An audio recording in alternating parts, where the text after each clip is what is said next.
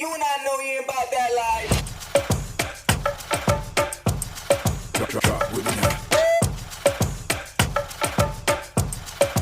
Drop with me now. الحكم الدولي السابق برضو ونعرف رايه، خبير التحكيم طبعا. كابتن ناصر مساء الخير. تحياتي لحضرتك كابتن شبانه ولجمهورك المحترم، وتحياتي لنجومك الكبار كابتن سيد معوض، محمد عبد الجليل، وكابتن احمد الخضر. اهلا بيك كابتن ناصر، منورنا. الله يخليك، انا بنورك يا كابتن. الله يخليك كابتن. سعيد بي ان انا موجود مع حضرتك. الله يخليك يا فندم. تقييمك للحكم معتز الشلماني. طيب هنتكلم بشكل عام يا كابتن عشان بس ما نكونش احنا ظالمين الحكم. اولا خلينا نتكلم على الخطوط العريضه. الشخصيه التحكيميه النهارده ما كانتش موجوده، وانا بتكلم على الحكم. لو ما كانش في شخصيه هذه العنصر المهم، هنلاقي ان في قرارات كتيره جدا جدا نتفق ونختلف عليها، ولكن الشخصيه النهارده ما كانتش موجوده. الحاجه الثانيه تعيين غير موفق، وانا بقول الكلام دوت في مباراه صعبه بتحتاج لحكم ليه خبرات وليه شخصيه تحكيميه كبيره. مر بهذه الظروف يا كابتن شبانه. هذه المباراه للحكم صاعد ولكن المباراه اكبر من اداء ومستوى الحكم. الحاجه الثانيه ومهمه جدا، يعني انا اول ما اشوف حكم بيعطل اللعب او بيساعد على تاخير استئناف اللعب، وده نتيجه الاعتراضات اللي هي كانت من لاعبي الفريقين. هنا في عدم قناعات باداء الحكم اعتقد من فريق من لاعبي الاهلي ولاعبي الوداد. هرجع بس بالمباراه اللي هي لعبها معتز الشلماني. كانت في مباراه اياب دور الثمانيه الرجاء الاهلي يا 16. كانت هناك ركله جزاء صحيحه لم تحتسب لمحمود كهربا، وهنا للاسف القرار ما كانش فيه احتساب مخالفه، وهنا القرار لم يتدخل. واللقطه هنا كابتن شبانه ما تعدتش لو حضرتك تفتكر. هذه الحاله كانت في لكن يعني خلينا نقول ان انه في الدور الثمانيه خلاص يعني. تمام. يعني ممكن يكون هو مش قاصد، ما شافهاش، الفار ما خدش باله، ماشي. تمام. انا بديك بس اللي في حاجات مهمه جدا احنا بنرجع لها كتحكيم. تمام. لكن خلينا في مباراه النهارده بقى وقرارات. تعال نروح المباراه النهارده يا كابتن. هنتكلم في الدقيقه 7. خد بالك والفار عليه الحكم الدولي الجزائري الكابتن مصطفى غربال برضه، يعني حكم مش سهل المفترض يعني. كابتن شبانه على فكره انا راقبت مصطفى غربال اكثر من مره كمقيم ليه في مباريات الاتحاد الافريقي. حكم طبعا لا غبار عليه كحكم ميدان، ولكن خلينا نتكلم كتحكيم ومن وجهه نظري. انا بقول وجهه نظري يا كابتن شبانه كمحلل تحكيم. انا النهارده في دقيقه 7 هناك في حاله سقوط لحسين الشحات، وهنا الحكم امر باستمرار اللعب، وهنا الفار اكد على قرار الحكم في هذه الحاله. سؤال هنا، هل هناك ركله جزاء للشحات او لا؟ طيب نيجي للعبه. لو اللعبه موجوده حضرتك معاك، انا من حقي كمهاجم اروح اروح في سكه المدافع او ما ارتكبش معاه مخالفه. يعني انا حسين الشحات لما راح للاعب هنا لم يرتكب حسين الشحات اي مخالفه ضد لاعب الوداد، وبالتالي هنا حدث هو كان مديله ظهره بالظبط كده. هنا حدث خطا باهمال يا كابتن. الاهمال هنا يسال عنه هذا اللاعب. هو التهور يعني. لا، الاهمال غير تهور. الاهمال هو ايه؟ هو اللاعب هنا رايح للكره ما راحش للكره، ولكن هنا ارتكب خطا الدفع باهمال. تمام. الاهمال هنا اللاعب هنا يسال عنه كمدافع. تمام. ما حدش يقول لي حسين، حتى لو حسين معهوش الكوره، حتى لو حسين مش متداخل مع الكوره. بالظبط كده. هنا اللاعب هنا انا شايف ان هي في ركله جزاء لم تحتسب لحسين الشحات نتيجه اهمال من لاعب الوداد. يعني انت شايف دي ترقى لركله جزاء يا كابتن؟ لا، مش حاجه اسمها ترقى، هي ركله جزاء يا كابتن. انا في التحكيم مفيش حاجه اسمها ترقى او ما ترقاش. في هناك التحكيم في قانون، في مخالفه او ما فيش مخالفه. انا شايف ان في مخالفه دفع موجوده. لا، اصل الكابتن جهاد جريشه كان معانا من شويه قال هو في دفع بس لا يرقى لاحتساب ركله جزاء. كابتن شباب اسمح لي بعد اذنك بس ان انا بتكلم كتحكيم. يعني انا مش عاوز اقول ان انا يعني خدت 50 كورس والكلام، ولكن سؤال القانون مفيش حاجه اسمها ترقى ولا ترقى يا كابتن. تمام. هي التحكيم هناك مخالفه او مفيش مخالفه. تمام. يا في مخالفه يا مفيش. يعني في مخالفه الدفع في القانون الماده 12 ركله حره مباشره خارج منطقه الجزاء او ركله جزاء داخل منطقه الجزاء. تمام. يعني انت شايف حضرتك دي ركله جزاء؟ ركله جزاء صحيحه لم تحتسب نتيجه الاهمال والدفع كان موجود يا كابتن شبانه. تمام. دي اول حاجه. اتفضل يا كابتن. نيجي نروح للقرار اللي حسب الحكم الوحيد اللي اتدخل فيه الفار. هي ركله جزاء تحتسب بالخطا للنادي الاهلي. اللي هو الفاول اللي شاطه علي معلول؟ لا، هو حسب ركله جزاء على الوداد الكره تصطدم بالراس ومفيش مخالفه. تمام. وهنا الفار يعني عاد اللعبه وجابه، وكان قرار سليم من الفار ان هي مش بينالتي فعلا. لا هنا مفيش مخالفه خالص. تمام. في هذه الحاله. تمام. وبالتالي هنا انا بس بوديك ان هنا كان في عدم تركيز من الحكم. اللعبه كانت واضحه جدا. انت عايز تقول لي ان هو ان دي واضحه جدا، ورغم كده حسبها بينالتي وادى انذار كمان. التركيز يا كابتن شبانه ما كانش موجود نتيجه ان انت المباراه قصدك تقول دي دليل على ان تركيزه ما كانش في اعلى حاجه. ما كانش موجود، وبالتالي احتسب ركله جزاء بالخطا على الرغم ان اللعبه واضحه جدا تصطدم الكره بالراس وما كانش فيها ركله جزاء. هنا الفار تدخل، وكان التدخل الفار كان قرار صحيح. تمام. نروح ل 29 وهنا وعلى فكره يا كابتن بس عايز اسالك سؤال، معلش انا اسف. اتفضل. هو هنا خلاص الكره مش بينالتي ورجع للفار، ليه ما اتحسبتش كورنر؟ يعني هي جت في راس الباك بتاع الوداد فعلا وطلعت كورنر، عمل اسقاط، ليه بقى؟ هل القانون هنا كابتن شبان طبقا للقانون هنا واحتسب ركله الجزاء، وبالتالي هنا الفار لما بيجيبك ويقول لك تعالى شوف وبيطلع قرار خطا لابد انك انت تعمل اسقاط، وبما ان الاسقاط داخل منطقه جزاء الوداد طبقا للقانون الاسقاط فيبقى للوداد يلعب لحارس لكن اقصد اذا هو لو راح للفار خلاص يبقى اسقاط ما تحسبش الكورنر. اسقاط وهو الناس ممكن تسال تقول الله طب والاهلي ما خدش اسقاط ليه؟ لا لان الاسقاط هنا خلاص جوه منطقه الجزاء فتمام شروط طالما. لكن اقصد هنا الكورنر فعلا ما تحسبش خلاص. تمام. نروح للدقيقه 29 وهنا انا متحير وانا بكلمك بامانه والله ما مجامل للنادي الاهلي او الوداد.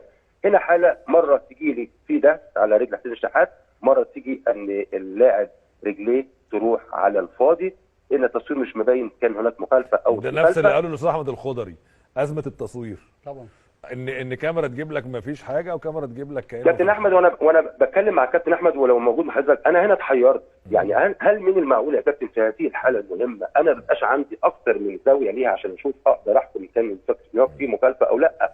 للاسف كاميرا جابت لي في مخالفه وكاميرا ثانيه ما جابتش ما فيش مخالفه. دي كانت في 29. يعني انت ما قدرتش تقيمها دي يا كابتن؟ ما هو انا يا كابتن، ما هو انا عشان يبقى عندي قناعات يا كابتن شبانه انا بقول لحضرتك لازم تكون مقتنع 100%. التصوير كان سيء جدا جدا، انا بكلمك بامانه والله بدون اي مجامله. هنا التصوير لم يوضح صحه ركله الجزاء امامك، ولكن انا هنا سؤال. تمام. ويا ريت يعني الساده يعني ضيوفك المحترمين ايه السؤال؟ كابتن معوض وعبد الجليل واحمد الخضري، حضرتك ما حسبتش ركله الجزاء. تمام. كان لابد حاجه من الاثنين، يحسب ركله الجزاء يدي بطاقه صفراء للتحايل لحسين الشحات. لحسين الشحات مظبوط. ولكن هو هنا للاسف الشديد نتيجه التردد وعدم التركيز هنا كان يجب لو ما حسبتش ركله الجزاء اشهر البطاقه الصفراء للتحايل لحسين الشحات او تحسبها ركله جزاء كده او كده. ما هو لكن انت ما حسبتش ركله جزاء وما اديتش بطاقه صفراء وما اديتش تحايل، وده دليل على ان زي ما قلت لحضرتك ان يعني انت عايز تقول لي اكيد في واحد غلطان من الاثنين لعيبه يعني فلازم في واحد فيهم يتعاقب. ممتاز يا كابتن، ممتاز يا كابتن الشباب. القرار المهم بقى وتعالى اقول لك على قرار مهم جدا وهكلمك بالقانون. اللعبه اللي تم لعبها بالايد من اخر مدافع من نادي الوداد. دي مهمه دي برضه، عطيه الله اللي هو الباك ليفت. بالظبط، اللعبه دي كانت بالظبط كده كانت في الدقيقه 78. تمام. لمس متعمد من لاعب الوداد للكره. تمام. احنا بنقول فرصه محققه ليها معايير يا كابتن واحنا بنتكلم بالقانون. الفرصه المحققه معاييرها كالاتي: الاتجاه العام، السيطره المستقبليه، تمركز المدافعين، المسافه. تمام. المسافه. تمام. تاني يا كابتن فيها 4 معايير، لو انا هطرد عندي 4 معايير للفرصه. هو المعيار الرابع اللي عليه الجدل اللي هو المسافه. طيب انا هشرحها لك ولو لقطه معاك هشرحها لك واحده واحده. يعني اول 3 معايير هي كارت احمر، مظبوط كده؟ بالظبط. انما المعيار الرابع معايير كابتن شغال 4 معايير لازم يتوفروا في هذه الحاله عشان ادي بطاقه حمراء بمنع فرصه محققه لتسجيل هدف. طيب احنا قلنا تمركز المدافعين ده كان اخر مدافع، يعني ما فيش حد من المدافعين وراه. كانت واضحه جدا. واضحه جدا، ادي واحد. الاتجاه العام كان اتجاه اللعب لمرمى نادي الوداد. فرصه تمام. 2 السيطره المستقبليه، الكره ديت لو ان لم هتعدي وبيرسي تاو رايح ان لم ترتكب هذه المخالفه بلعب الكره بالايد هتطب وتروح لمين يا كابتن شباب؟ لبيرسي تاو. اوكي، يبقى اذا هنا النهارده العوامل كلها معايير طرد متوفره. المسافه بقى، واقول لك على مفاجاه يمكن ما حدش شرح لها خالص.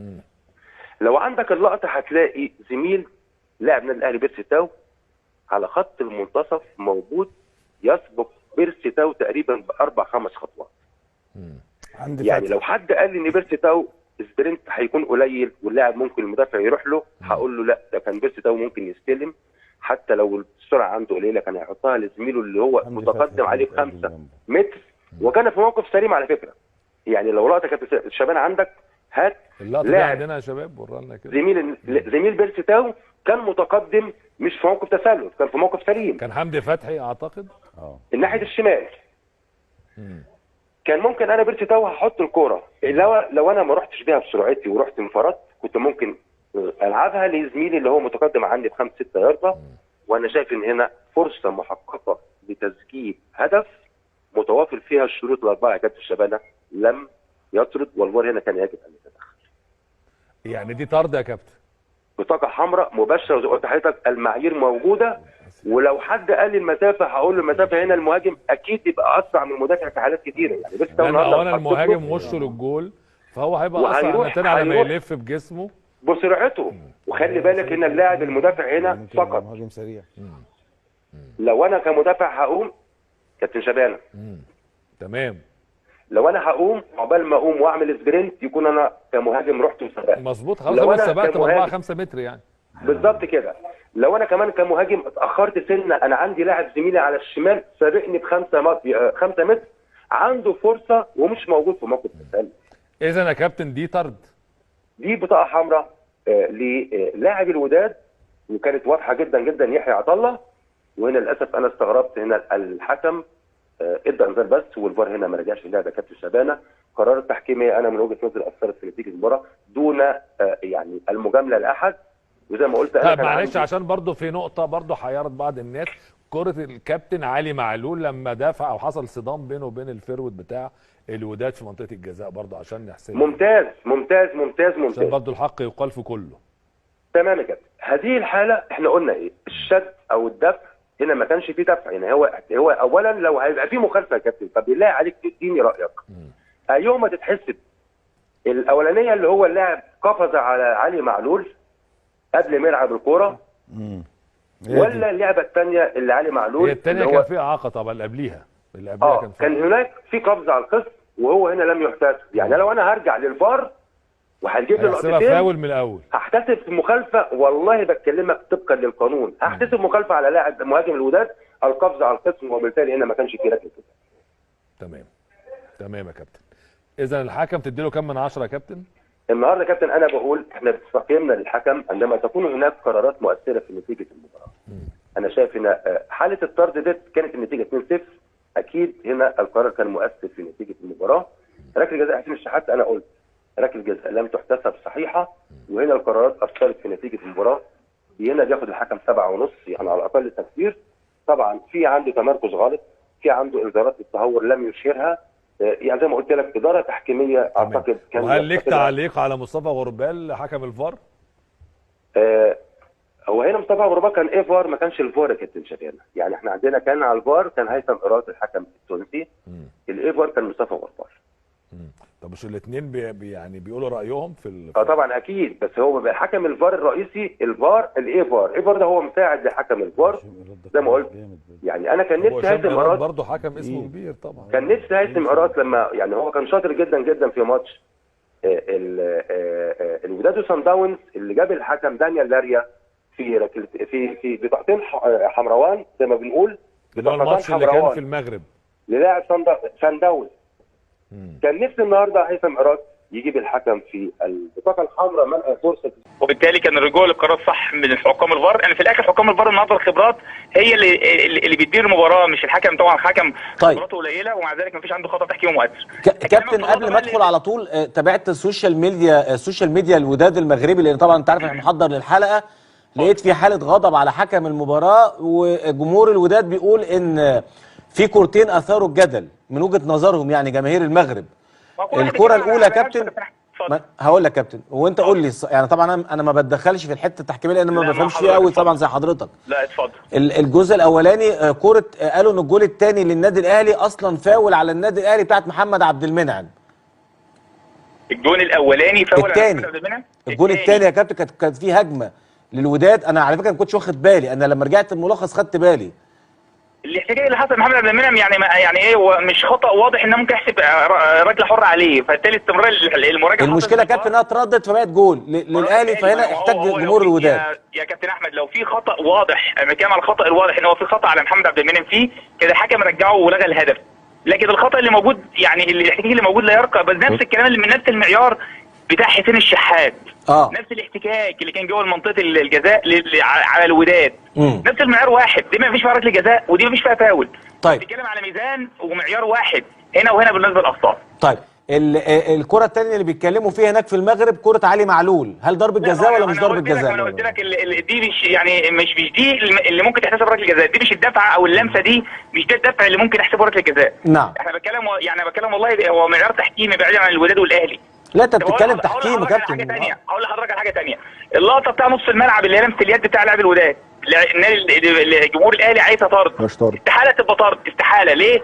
لان معيار الطرد بالفرصه المحققه في 4 معايير لازم الاربعه يطبقوا، اللي هي السيطره على الكوره والسيطره المستقبليه كانت موجوده، التوجه للمرمى كان موجود، عدد المدافعين على فكره 2 لاعبين الاهلي كانوا يروحوا انفراد بنص ملعب من نص ملعب النادي الاهلي، وبالتالي بنتكلم المعيار اللي ناقص في اللقطه دي هو المسافه الكبيره دي لا يمكن يبقى فيها كارت احمر، وبالتالي الحكم لما ادى انذار ومراجعه الفار على اللعبه من المسافه الكبيره اللي من نص ملعب النادي الاهلي الانفراد هيحصل، فبالتالي المسافه الكبيره دي استحاله يبقى فيها فرصه محققه واستحاله يبقى فيها كارت احمر، وكان قرار الحكم صحيح. ما هو دي بتكلم على المعيار هنا والمعيار هنا نفس الكلام يا كابتن احمد. نعم. هل الحكم النهارده من وجهه نظرك يا كابتن جهاد كان حريص على ان هو ما يديش للعيبه المهدده بالحصول على الانذار الثالث هنا وهنا انذار؟ يعني مثلا انا قلت بتحليلي مروان عطيه عنده انذار مستحق في التهور، كان يستحق انذار. انا قلت في كذا لاعب كان ياسر ابراهيم اللي ايد في الوجه كان يستحق انذار، كان في لاعب ثاني من الوداد في الدقيقه الاولى في ايد في الوجه برضه كان يستحق انذار. انا قلت في انذارات مستحقه هو ما اداهاش في المباراه، بغض النظر بقى تستحق مش تستحق، انا بتكلم على لقطه تحكيميه كان تستحق فيها انذارات.